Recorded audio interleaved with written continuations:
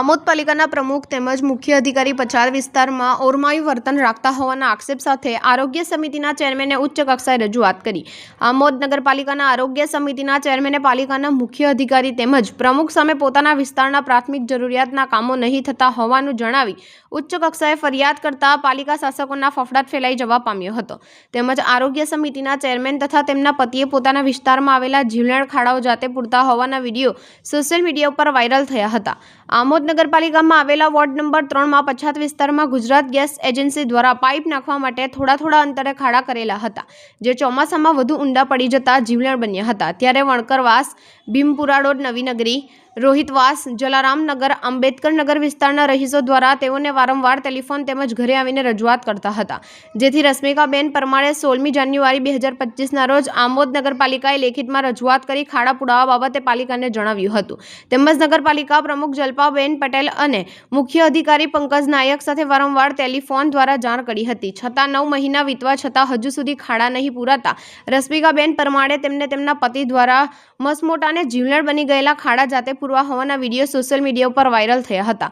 અત્રે ઉલ્લેખનીય છે કે ગુજરાત ગેસ એજન્સી દ્વારા નગરપાલિકાને ખાડા પૂરવા 22 લાખ રૂપિયા આપ્યા હતા, તેમજ પાલિકા રસ્તા રિપેરિંગ તેમજ સરફેસિંગની ગ્રાન્ટ આવી હોવા છતાં ખાડા નહીં પૂરાતા આરોગ્ય સમિતિના ચેરમેનને ધુઆપુઆ થઈ ગયા હતા। આ ઉપરાંત સમગ્ર આમોદ નગરમાં ભૂગર્ભ ગટર બનાવવા આવી ગયા હોવા છતાં વોર્ડ નંબર 3 ના વરકડવાસમાં તેમજ આંબેડકર નગરમાં ભૂગર્ભ ગટર નહીં નાખતા તેમણે આમોદ નગરપાલિકાને 21મી ડિસેમ્બર 2024ના રોજ લેખિતમાં જણાવ્યું હતું। તેમજ વારંવાર પ્રમુખ જલ્પા પટેલ તેમજ મુખ્ય અધિકારી પંકજ નાયકને જણાવ્યું હોવા છતાં તેઓ પછાત વિસ્તાર પ્રત્યે ઓરમાયું વર્તન રાખી વિકાસના કામોથી વંચિત રાખતા હોવાનો આક્ષેપ કર્યો છે। અત્રે ઉલ્લેખનીય છે કે તેમણે ભૂગર્ભ ગટર અંગે આમોદ નગરપાલિકા પાસે માહિતી અધિકાર કાયદા અંતર્ગત 17મી મે 2025ના રોજ માહિતી માંગી હતી, છતાં તેઓને હજુ સુધી માહિતી પણ આપવામાં આવી નથી। નવીનભાઈ ઠાકુરભાઈ પરમાર, રશ્મિકાબેન મારા પત્ની છે, તેઓ નગરપાલિકામાં મેડિકલ અને સેનિટરી વિભાગના ચેરમેન છે। ગેસ એજન્સી દ્વારા ખોદાયેલા ખાડા હજુ સુધી અમારા વિસ્તાર વોર્ડ નંબર 3માં પૂરવામાં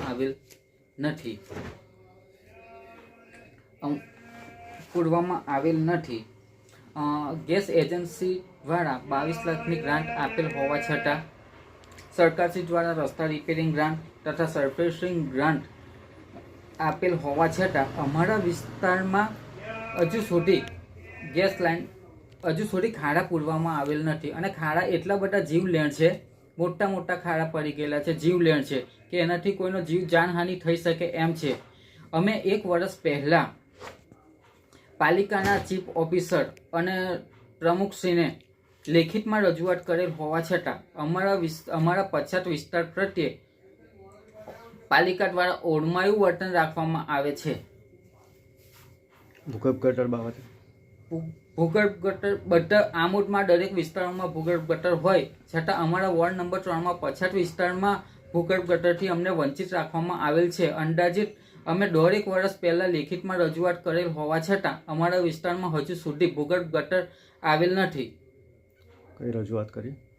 અમે ઉચ્ચ કક્ષાએ રજૂઆત કરેલ છે।